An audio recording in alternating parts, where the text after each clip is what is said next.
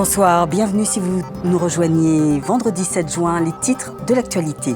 Amnesty International vient de publier un rapport sur une mission de 4 semaines au Mali. Tous les groupes armés, et en premier lieu l'armée malienne, se sont livrés à des exactions, certaines pouvant être considérées comme des crimes de guerre. La Commission électorale nationale indépendante pour la transition de Madagascar conteste le report de l'élection présidentielle au 23 août 2013, annoncé hier par le gouvernement. Et puis la 7e Coupe du monde de slam, grand chelem international de poésie déclamée qui oppose 21 compétiteurs d'Afrique, d'Amérique et d'Europe. Le quartier Belleville à Paris vibre jusqu'à dimanche sous les phrases enragées, intimes et déjantées des slameurs venus s'imposer sur scène. Je vous le dis en titre, Amnesty International accable dans un nouveau rapport l'armée malienne accusée d'exécutions perpétrées au Nord Mali contre les Touaregs et Arabes désarmés. Le traitement réservé aux prisonniers de guerre est aussi épinglé. Les militaires maliens sont accusés de torture, voire de meurtre arbitraire. Détail Saladin Gakou. Un bilan en matière des droits de l'homme terrible pour l'armée malienne, ce sont les mots du rapport d'Amnesty International.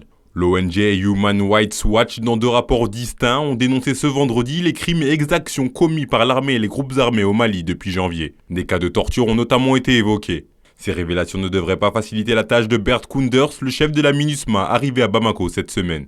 La MINUSMA a reçu un mandat très clair et très robuste et a placé sur le chapitre 7 de la Charte des Nations Unies. La résolution 2100 du Conseil de sécurité a été adoptée à l'unanimité et, je le souligne, doit être respectée.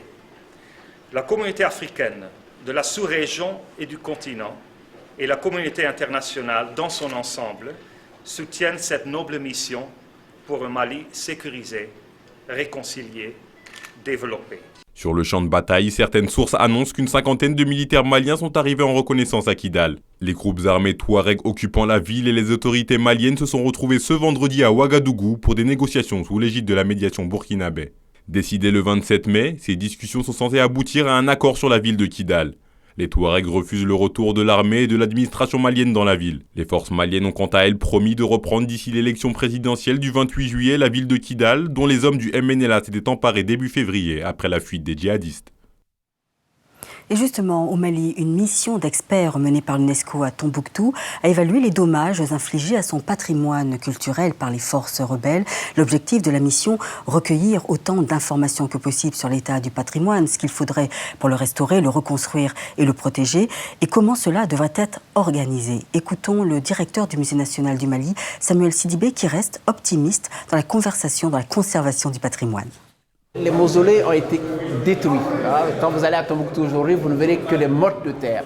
Évidemment, on va les reconstruire.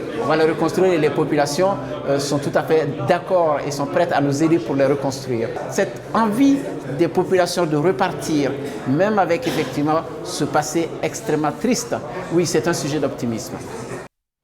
Et nous poursuivons avec Madagascar. Le Conseil du gouvernement de la transition malgache a adopté un décret reportant le premier tour de l'élection présidentielle au 23 août prochain, initialement prévu le 24 juillet. Selon la CENIT, il y a usurpation des rôles car il n'appartient pas au gouvernement de définir la date des élections. Moïse Monkoro. C'est une nouvelle panne dans la machine électorale malgache et cette fois-ci, c'est la commission électorale qui hausse le ton. Elle s'oppose au report de la présidentielle au 23 août, une décision prise jeudi lors d'un conseil des ministres par le gouvernement. La CENIT explique notamment son refus par la méthode utilisée par le gouvernement. D'après la feuille de route adoptée en 2011 pour sortir Madagascar de la crise, la décision de reporter la date de la présidentielle revenait à la CENIT et aux Nations Unies et non au gouvernement. La commission électorale promet donc de saisir le gouvernement dès que le décret de report lui sera parvenu. Un bras de fer qui s'annonce alors qu'une question agace déjà la communauté internationale.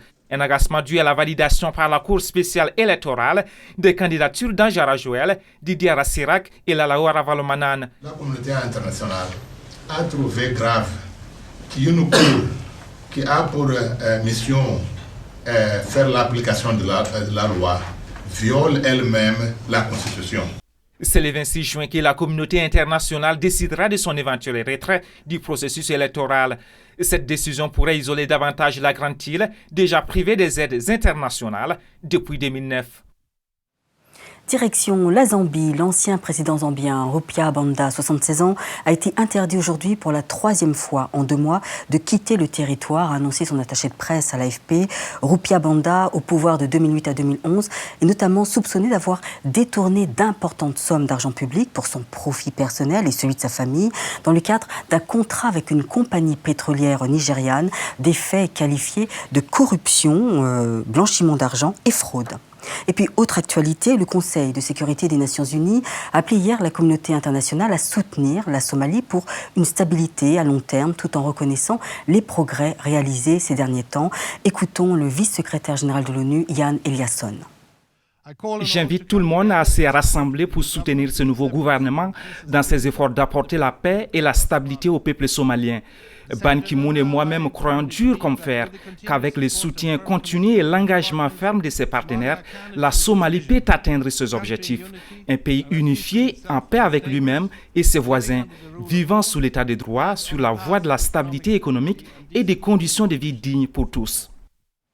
La 2e édition du New York Forum Africa se tiendra à Libreville au Gabon du 14 au 16 juin prochain.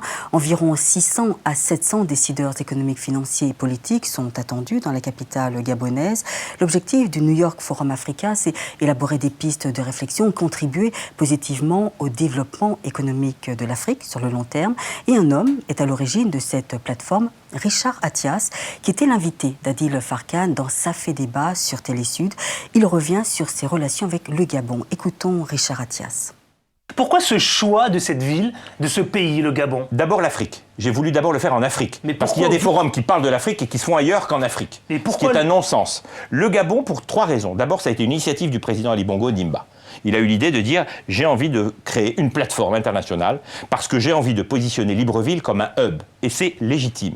Dans une région qui est l'Afrique centrale, l'Ouest. Vous pensez vraiment que c'est légitime? Absolument. C'est tout à fait légitime parce que c'est un pays stable, c'est un pays calme, c'est un pays qui a des infrastructures qui se développent et c'est un pays qui est francophone mais avec une culture de plus en plus internationale. Donc il y avait cette légitimité. Deuxièmement, sans chauvinisme aucun, il aurait été un non-sens, encore une fois, d'organiser un forum sur l'Afrique au nord, à l'extrême nord au Maroc, ou à l'extrême sud en Afrique du Sud. Parce que beaucoup de forums s'organisent ça et là.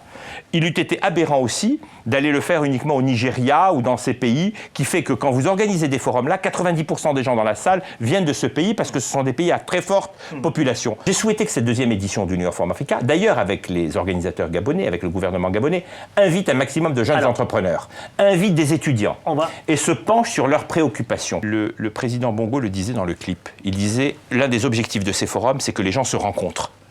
On ne peut pas faire des affaires uniquement avec Facebook et Twitter. Alors, on a besoin de se rencontrer, il y a besoin que se crée une relation de confiance. Si je suis un investisseur puissant, j'ai besoin de rencontrer ce jeune entrepreneur, de comprendre son projet, de le sentir et d'avoir confiance. Ce soir, ça fait débat sur Télé-Sud avec Richard Attias à 23h.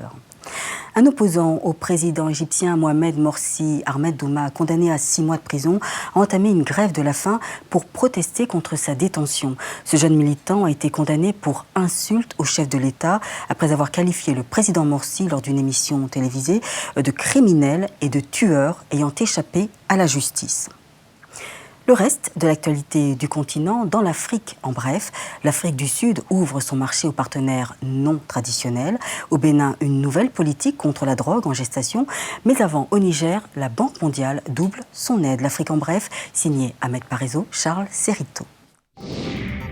La Banque mondiale a décidé de doubler son enveloppe au profit des investissements au Niger. De 400 millions, on passe à 800 millions de dollars. Annonce faite jeudi par le directeur des opérations pour le Niger, Ousmane Diagana. Cette enveloppe concerne les domaines de l'éducation, la santé, la population, l'agriculture, l'élevage, le développement local et communautaire, ainsi que les finances publiques. Le gouvernement sud-africain souhaite ouvrir son marché aux partenaires non traditionnels. La ministre sud-africaine de l'Agriculture estime que l'ouverture des marchés constitue une manière inestimable de favoriser la création d'emplois et les échanges de compétences pour les Sud-Africains. Et pour joindre l'acte à la parole, un accord a été signé jeudi avec le ministre argentin de l'Agriculture. Au Bénin, le gouvernement envisage d'élaborer une nouvelle politique nationale de lutte contre la drogue.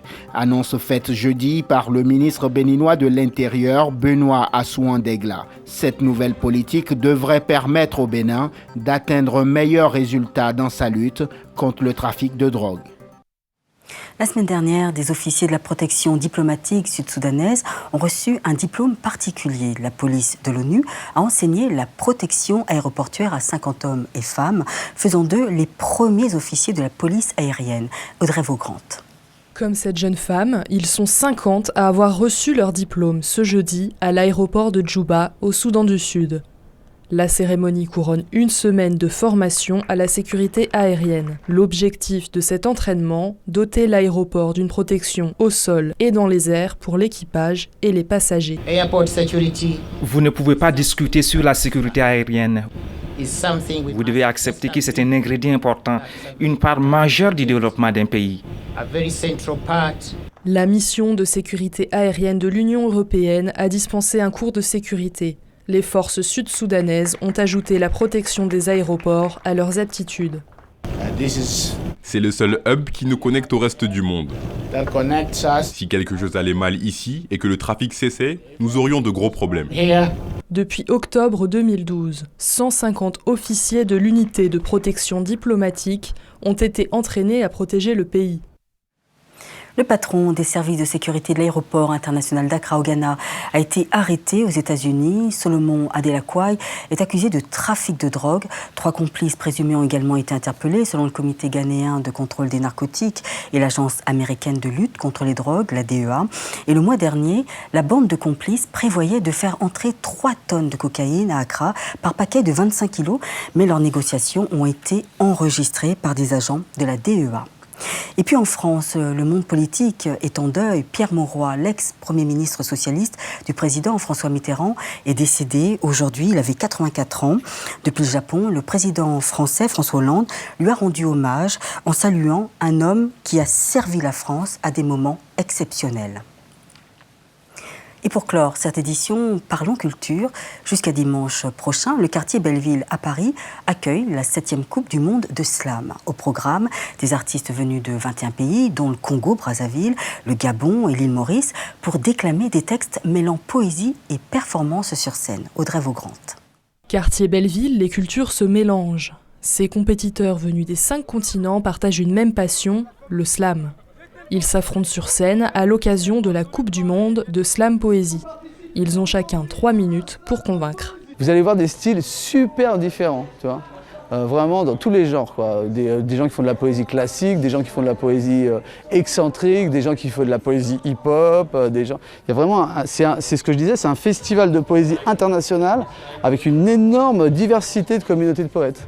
Si vous faites un travail qui demande à être en hauteur, le pauvre restera en bas pour attraper l'échelle. Didier Tanguy représente le Gabon. Il s'est qualifié jeudi pour la demi-finale avec Riche et pauvre jeu de mots, un texte qui parle avec humour de la pauvreté. Si je suis venu ici, c'est parce que j'aime cet art et je veux le faire vivre. Et le slam, c'est ma manière à moi de m'exprimer. Déjà au départ, je suis quelqu'un d'assez renfermé et c'est comme ça que je m'exprime. Didier Tanguy est le porte-parole du continent africain cette année, mais le combat n'est pas terminé pour lui. Il doit encore diffuser le slam dans son propre pays. Voilà, c'est la fin de cette édition. La principale information de ce journal, Amnesty International accable dans un nouveau rapport l'armée malienne accusée d'exécutions perpétrées au Nord Mali contre les Touaregs et Arabes désarmés. Le traitement réservé aux prisonniers de guerre est aussi épinglé. Les militaires maliens sont accusés de torture, voire de meurtre arbitraire. Merci de nous avoir suivis. Prochaines éditions, rendez-vous lundi avec Nidia Paliakara à 19h, toujours en direct sur Télé Sud. Merci de votre fidélité, bon week-end et surtout prenez le temps de vous reposer en nous regardant.